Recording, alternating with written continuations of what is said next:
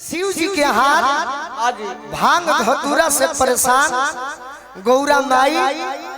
चल गई बड़ी अपना नई हो खिसिया के तब भोले बाबा अपना पतों से रिधि और सीधी से कहतनी के रिधि सीधी कि ये रिधि पीस दाना भंगिया ले आके काहे काहे अरे गईली गणेश के मम्मी गईली गणेश के मम्मी अरे नई हर खिसिया के रिधि पीस दाना भंगिया ले आके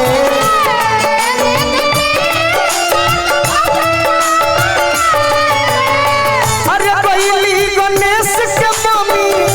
गईली गणेश के मम्मी नई हर खिसिया के चल गई बड़ी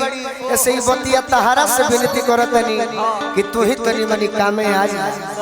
अरे की ए रिधि पीस दाना भंगिया ले आके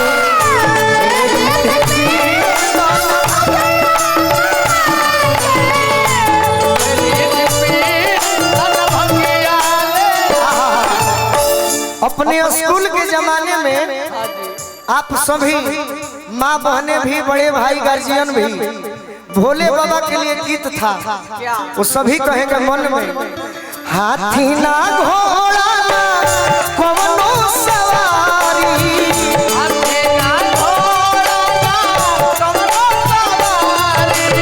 अरे पैदल ही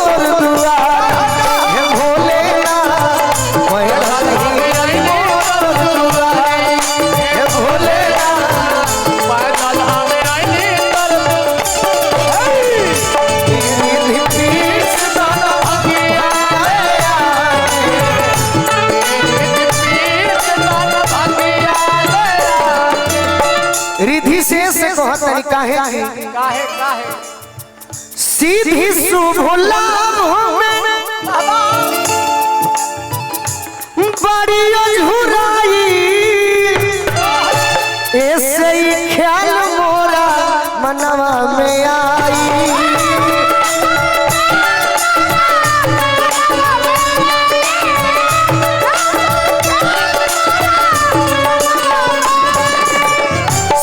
शुभ लाभ में बड़ी अझुराई ऐसे ही ख्याल मोरा मनवा में आई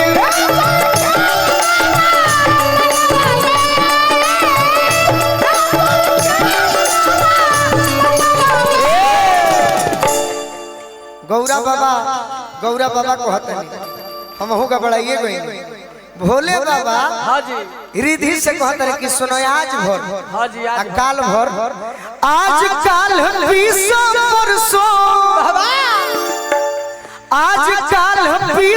परसों अरे ले आई बुझा के रिधि पीस दाना भंगिया ले आके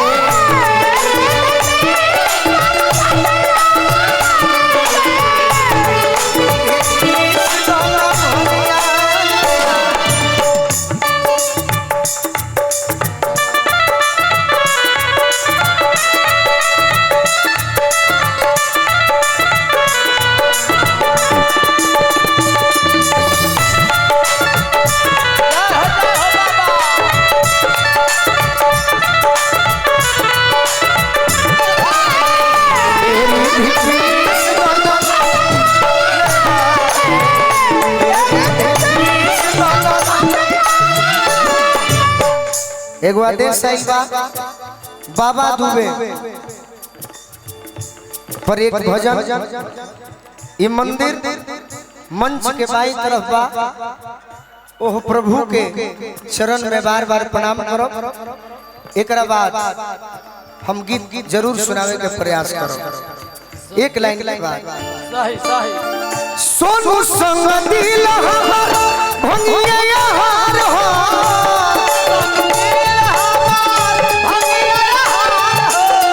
एकरा आगे लागे बोलू सब कुछ बेकार हो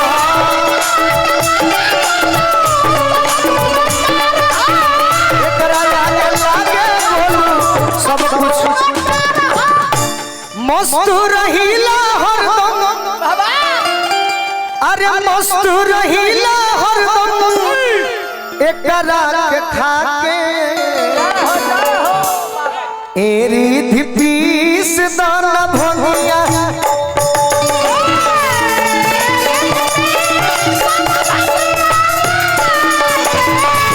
एरी धिपीस दाना भंगिया अरे गईली गणेश के मम्मी गईली गणेश के मम्मी नहीं हर खिसिया के पीस दाना भंगिया ले आके